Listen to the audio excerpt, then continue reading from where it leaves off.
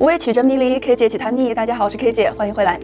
中国西部有一座神奇的昆仑山，它是中国第一神山，被古人尊为龙脉之祖、万神之乡。传说山上住着不少逍遥的神仙，直到今天，昆仑山仍然是很多人心中的朝圣之地。在大家谈到昆仑山时，总喜欢聊关于它的各种都市传说。可鲜有人知道，早在30多年前，前后有3万多人争先恐后、不顾死活地涌向了这片无人区。而当他们身边的同伴都一个个死去，那些虽然还活着，但已经奄奄一息的人，嘴里还不忘念叨一串数字，那就是1017。那1017到底是何方神圣？神秘的昆仑山中究竟隐藏着怎样的诱惑？今天就让我们一起走进昆仑山1017事件。1017这个数字呢，是来自于青藏公路旁的一个路标，那是一块看似不起眼的石路标，路过的人很少会注意到它，但对当时去到昆仑山的人却有着非凡的意义。1989年5月25日，昆仑山上突然飘起了鹅毛大雪，天气转眼变得寒冷起来。这对常年积雪的昆仑山来说是再平常不过的事情了。然而，一则紧急的报告的出现打破了昆仑山的宁静。就在第二天的5月26日，格尔木市政府突然接到了现场告急的报告，对面声称，因突然大雪，有8000多人被困在了深山中，而且缺水缺粮，很多人的腿还陷在了沼泽里，都快撑不住了。市政府这边还没来得及仔细询问，对面的通讯就中断了，于是只好立即先派7辆车前去救援，车上还装载了食品、药品等物资。此时临危受命的10几位救援人员怎么也不会想到，这将是一场让人终身难忘的救援。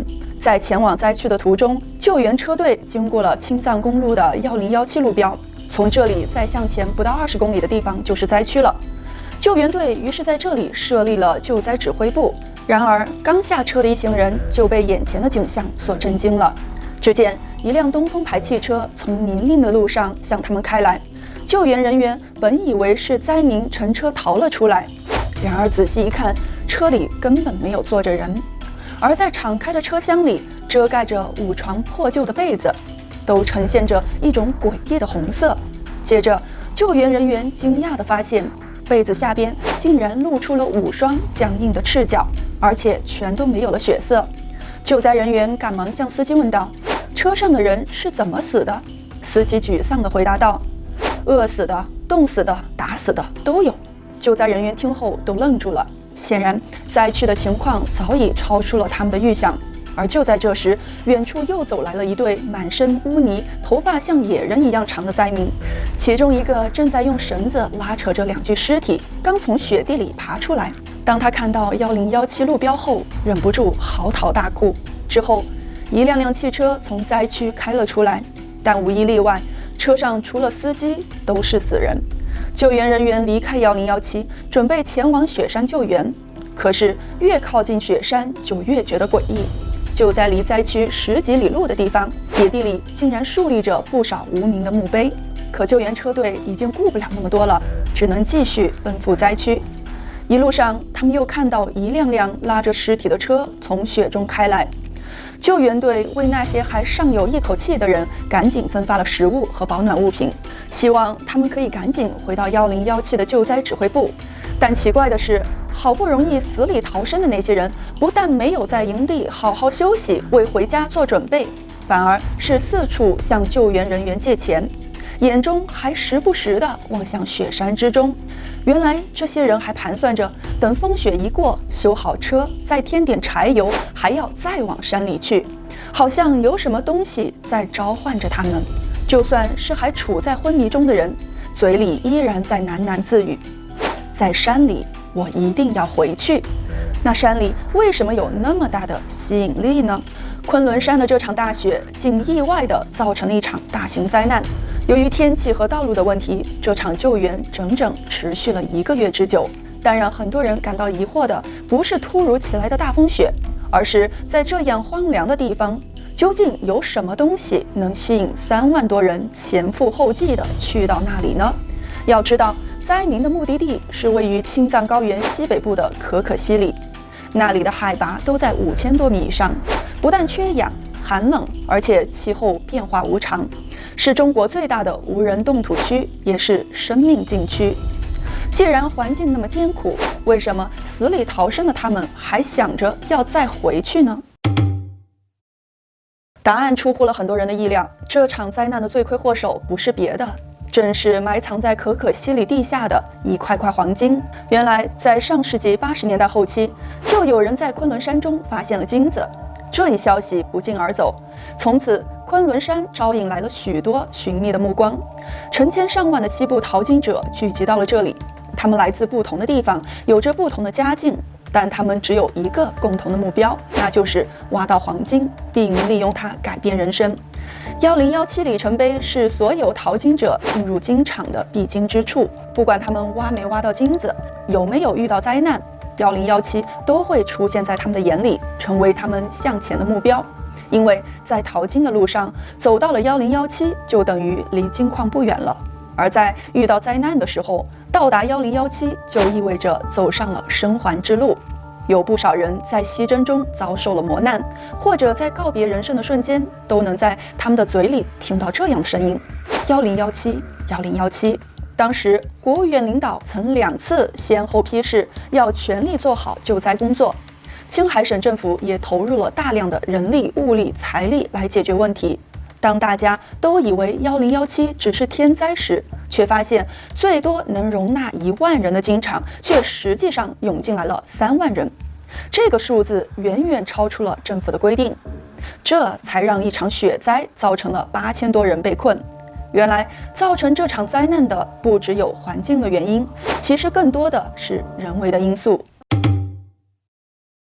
当众多怀抱着黄金梦的人争先恐后地踏入金场后，其实他们所面临的是梦境的破碎，也是无尽的折磨。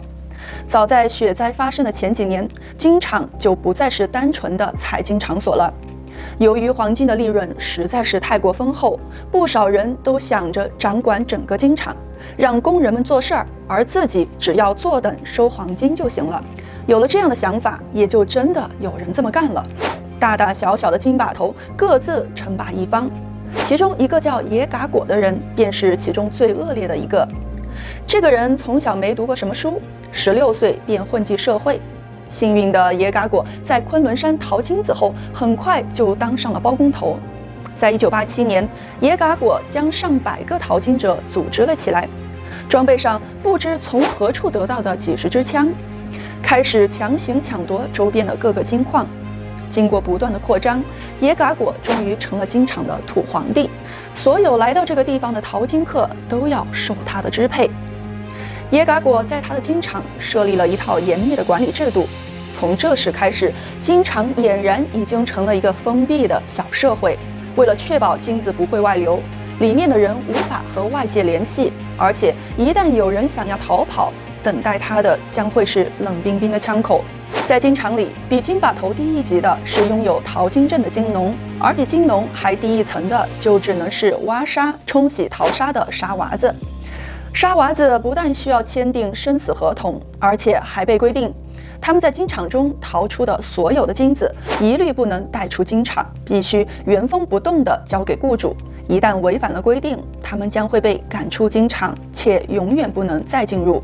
严重的甚至还会被毒打致死。野嘎果能够如此嚣张也是有原因的。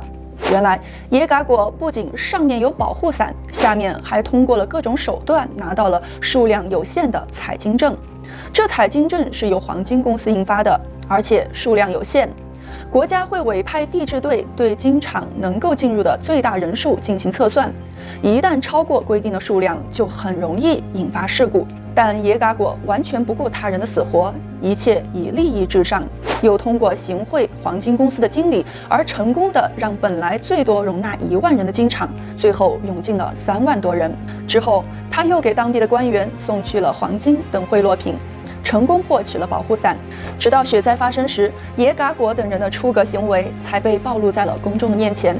这就是轰动全国的1989年青海省格尔木可可西里大批金农遇难事件。也有很多人称之为1017事件。这一事件中有关的人员最终都全部受到了严肃的处理。但话说回来，光是受贿的个别官员以及地方恶霸只是压垮骆驼的最后一根稻草，人的贪欲才是罪魁祸首。即便淘金的环境如此恶劣，淘到金子的概率也微乎其微。但如果问当时的淘金者们，是金子更重要还是命更重要，有些人还真的会选择前者。所以才如刚才所提到的，有人好不容易从雪灾里逃了出来，但在1017营地时，身子才刚好一点，就想着要回到山里去继续淘金。对不同的人来说，黄金有着不同的意义。在古印第安人的心中，黄金是太阳的汗珠，因为它能反射出太阳的光彩。然而，当黄金变成了货币，变成了财富与地位的象征之后，就成为了另一种意义上的汗珠了。它既能反射出人性光明的一面，也能折射出人性最贪婪的一面。但试问，命都没有了，有钱又有何用呢？